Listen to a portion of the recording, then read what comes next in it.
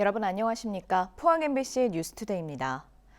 오늘도 우리 지역에는 한파특보가 이어지며 아침 기온이 평년보다 낮겠습니다. 더불어 대기도 계속해서 건조해 유의하셔야겠는데요. 자세한 날씨 유하경 기상캐스터가 전해드립니다. 오늘도 한파와 함께 영하권 추위가 이어집니다. 현재 우리 지역에는 한파특보가 발효 중이고요. 오늘 아침 대구의 기온은 영하 7도, 안동은 영하 11도, 포항은 영하 4도 가리키고 있습니다. 경북 중북부 내륙과 경북 북동 산지를 중심으로는 한파특보가 이어지며 당분간 평년보다 기온이 낮겠고요. 낮에 영상권을 회복해도 찬바람이 강해 더 춥게 느껴지겠습니다.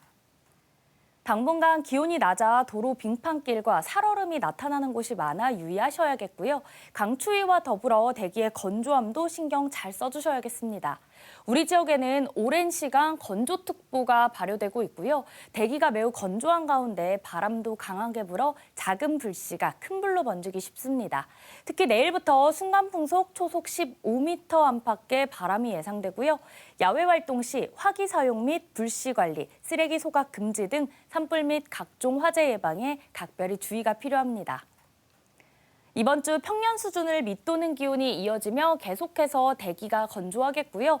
모레와 글피에는 아침 기온이 큰 폭으로 다시 내려갈 전망입니다. 날씨였습니다. 울진군이 원자력 수소로 국가산업단지를 유치했는데요. 단순히 수소만 생산할 것이 아니라 연관 산업을 클러스터화해서 부가가치를 높이는 것이 중요합니다. 울진군은 그 방안을 찾기 위해 산학협력 컨퍼런스를 마련했습니다. 김기영 기자가 보도합니다. 우리나라에서 가장 많은 10개의 원전이 밀집한 울진군은 신재생 에너지 확대로 원자력 발전소의 출력 감발에 따른 잉여 전력을 활용해 청정 수소를 생산하자는 계획으로 지난 2023년 군 단위 지자체로는 불가능에 가깝던 국가산업단지 유치에 성공했습니다. 죽변면 일원에 조성 중인 44만 평 규모의 산업단지는 2033년 준공 예정입니다. 이 산업단지에 무엇을 유치할지 고민 중인 울진군은 학술 포럼을 통해 미래를 준비하고 있습니다. 자립화를 할 수 있는 부분은 울진군밖에 없다. 울진군의 11기가의 원자력 전기를 활용을 해서 만들어내는 게 가장 경쟁력이 있다. 국내에서 수소가 생산되는 곳은 석유화학단지가 있는 대산, 여수, 울산으로 동해안만 비어 있습니다. 이 수소는 배관망을 구축해 포항으로 보내고 연관 산업도 계속 유치해야 합니다. 수소를 배관망으로 남쪽이나 북쪽으로 이송해서 대표적으로는 포스코의 수소 환원 제철과 같은 곳에 청정 수소를 생산할 수 있게 하는 것을 이제 기본 골격으로 하고 이것이 완성이 되면 거기에 덧붙여서 수소 활용을 계속 추가하고 원자력과 연계한 수전의 기반으로 수소를 생산하면 중국보다 비싼 단가도 낮출 수 있습니다. 원자력은 100% 가동을 하고 수전해가 그거를 흡수해서 수소를 만드는 이런 방법을 통해서 수소 생산 단가를 낮출 수 있는 그런 장점이 있고 지방 소멸을 막는 특효약은 청년 일자리. 울진군은 8개 앵커 기업으로부터 투자 의향서를 확보하는 등 준비를 착실히 해가고 있습니다. MBC 뉴스 김기영입니다. 경상북도 선거관리위원회는 오는 6월 3일 실시되는 지방선거에서 후보자가 지출할 수 있는 선거비용 제한액을 공고했습니다. 경상북도지사와 교육감 선거의 제한액은 17억 1,700만 원이며 포항시장 선거는 도내에서 가장 많은 2억 7,400만 원으로 책정됐습니다. 반면 울릉군수 선거는 1억 900만 원으로 전국에서 가장 적은 금액입니다. 선거비용 제한액은 인구수와 읍면 동수에 소비자 물가 변동률 등을 적용해 최종 산정됩니다. 검토는 비슷한 시기에 했지만 포항보다 울산에서 먼저 진행한 사업이죠. 울산 앞바다 부유식 해상풍력에 6월 지방선거를 앞두고 정치 쟁점으로 떠오르고 있습니다. 책임론 공방이 거세지고 있는데요. 관련 소식 조창래 기자가 보도합니다. 송철호 전 울산시장은 지난 19일 기자회견을 열고 부유식 해상풍력의 위기에 대한 책임이 민선 8기 울산시에 있다고 주장했습니다. 송 전 시장은 울산의 부유식 관련 핵심 사업들이 연이어 좌초 위기에 놓여 있지만 울산시는 이와 관련한 별다른 대응이나 대책을 내놓지 않고 있다고 말했습니다. 민선 7기 자신이 추진해온 사업을 민선 8기 김두겸 시장이 방치해 부유식 해상풍력 사업이 좌초 위기에 놓였다는 말로 풀이됩니다. 김두겸 시장에게 분명하게 말합니다.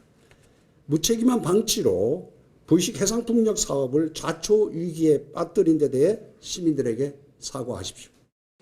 이에 대해 울산시가 기자회견을 열고 송 전 시장의 주장을 정면으로 반박했습니다.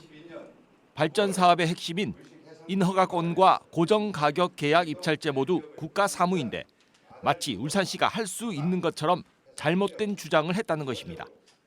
민간 투자사 두 곳은 올 상반기에 입찰 시장 개방을 건의하며 적극적인 참여 의지를 보이고 있다며 좌초 위기라는 표현도 맞지 않다고 주장했습니다. 마치 울산시가 해상풍력 사업을 방관한 것처럼 표현하는 것은 불필요한 오해를 불러일으키고 사실을 왜곡하는 것입니다. 해상풍력은 기본적으로 국가 사무이며 또 조속한 사업 정상화를 위해 관련 업체들과 협의를 통해 제도 개선 사항을 중앙정부에 건의하는 등 가교 역할을 하고 있다고 강조했습니다. 6월 지방선거를 앞두고 민선 7기와 민선 8기 울산시가 부유식 해상풍력 사업을 두고 벌이는 진실 공방이 정치 쟁점으로 번지는 모양새입니다. MBC 뉴스 조창래입니다. 경상북도는 대구시와의 행정통합 추진을 위한 핵심 절차로 대구 경북 통합에 대한 의견 청취의 건을 도의회에 제출했습니다. 경상북도는 이번 의견 청취 제안의 배경으로 수도권 일극차자 심화와 지방 소멸 위기에 대한 대응을 들었으며 이를 위해 광역 단위의 행정 역량을 강화하고 중앙 정부의 권한과 재정 이양을 전제로 한 가칭 대구 경북 특별시 설치를 통합의 기본 방향으로 제시했습니다. 도의회 의견 청취는 지방자치법에 따른 필수 절차로 도의회는 오는 28일 임시회 본회의의 안건을 상정해 찬반 표결로 공식 입장을 정할 예정입니다. 표결에 앞서 경북도의회는 오는 27일에는 행정통합특별위원회 간담회와 의원총회를 잇따라 열고 통합 방향과 절차, 특별법 내용 등을 집중 논의합니다. 지난 가을 짜릿했던 야구의 추억을 품었던 삼성 라이온즈가 다시 새로운 출발선에 섰습니다. 1차 전지훈련을 위해 지난 금요일 괌으로 떠난 삼성 선수단은 어제부터 본격적인 스프링 캠프를 시작했는데요. 대장정에 나선 삼성의 내일, 젊은 사자들의 각오를 석원 기자가 들어봤습니다. 야구의 봄이 아직 멀게 느껴지는 대구 삼성 라이온즈 파크에 삼성 선수단이 낯선 모습으로 찾았습니다. 괌에서 오키나와로 이어지는 스프링 캠프를 떠나는 선수들은 더 높은 곳을 바라봅니다. 자신감이 있는 상태고 일단 100% 안 다치고 열심히 잘해서 팀이 우승하는 게 목표인 것 같습니다. 캠프 들어가서 좀 무리하지 않고 제가 준비했던 대로만 열심히 하다 보면 좋은 결과가 있을 거라고 생각합니다. 지난 가을 플레이오프 명승부를 이끈 김영웅은 더 좋은 시즌의 토대가 될 것이란 기대도 보였습니다. 마지막 경기가 이제 포스트 시즌이었는데 어떻게 보면 끝 맺음을 잘 지어서 마지막에 그렇게 해가지고 되게 올 시즌 시작할 때까지도 솔직히 연결이 될 것 같아요. 역시 플레이오프에서 5경기 5이닝 무실점을 기록한 이호성도 좋은 기억이 가득합니다. 꿈꿔왔던 무대에서 좀 호투할 수 있어서 너무 좋았던 기억밖에 없는 것 같고 또 시즌 내내 안 좋았던 것도 가을 야구에서 조금 만회할 수 있었던 것 같아서 좋았던 가을 야구였던 것 같습니다. 돌아온 최영우와의 첫 만남을 기대하고 오승환의 빈자리를 대신하겠다는 삼성의 내일. 가을을 맛본 젊은 선수들의 의지 가득한 전지훈련의 출발선. 정상을 향한 삼성의 도전은 본격 시작됐습니다. MBC 뉴스 서건입니다. 지난 20일 포스코 포항제철소에서 60대 노동자가 제품 운반용 설비에 끼어 다리 등을 크게 다친 사고와 관련해 포스코의 안전관리 실패가 초래한 중대한 사건이라는 비판이 나오고 있습니다. 금속노조 포항지부는 성명을 내고 이번 사고는 개인의 일시적 부주의나 우연으로 발생한 것이 아닌 구조적 위험과 안전관리 부실이 누적된 결과라고 주장했습니다. 이들은 아니란 인식이 반복돼 이런 참사가 일어났다며 포스코의 공식 사과와 노동부의 안전보건진단 명령 등을 촉구했습니다. 한국도로공사에 따르면 지난 21일 기준 올해 고속도로 사고 사망자는 23명으로 지난해 같은 기간보다 3배가량 늘었습니다. 사고 원인으로는 졸음과 전방주시 태만이 18건으로 가장 많았습니다. 도로공사는 추운 날씨로 히터를 켜고 오랜 시간 주행하면 실내 이산화탄소가 높아져 졸음운전으로 이어질 수 있다며 운전자들은 주기적으로 차량 실내를 환기해야 한다고 강조했습니다.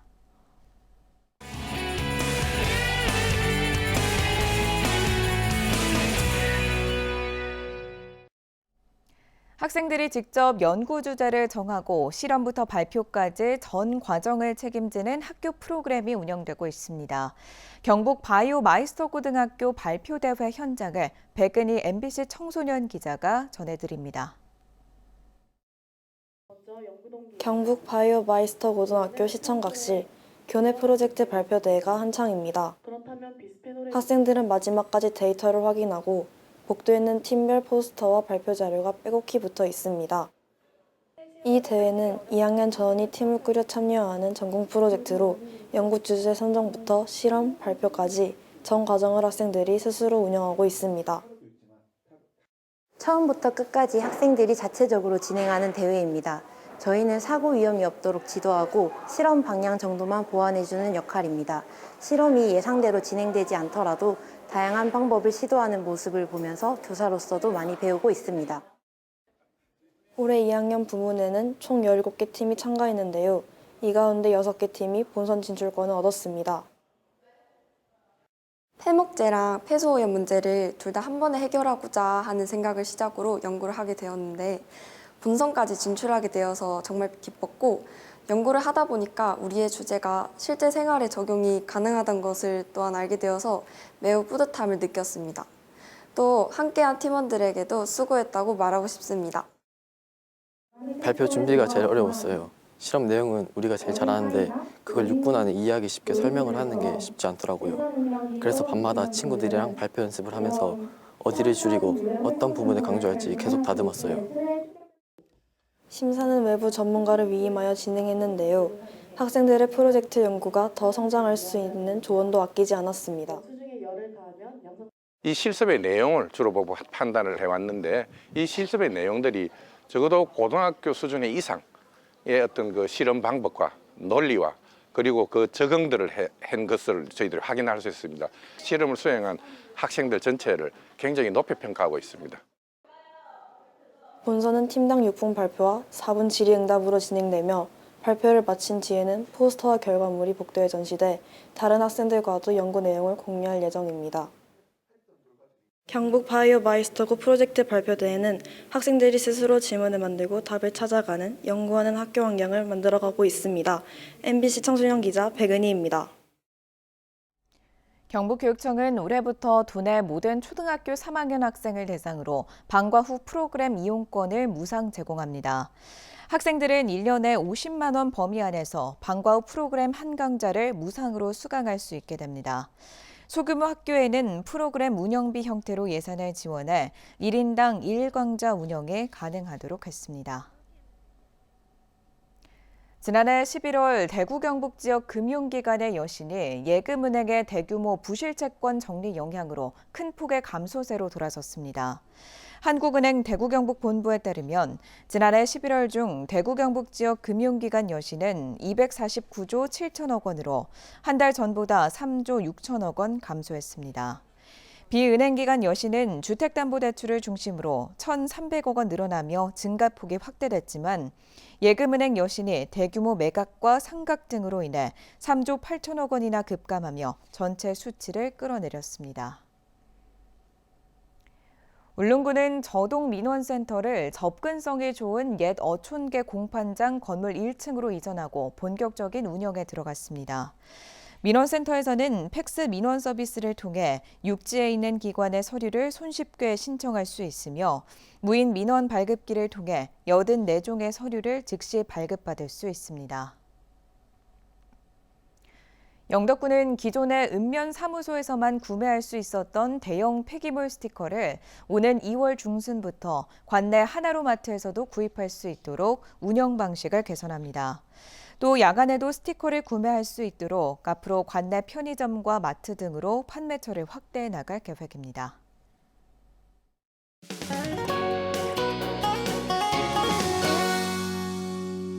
오늘도 한파와 함께 영하권 추위가 이어집니다.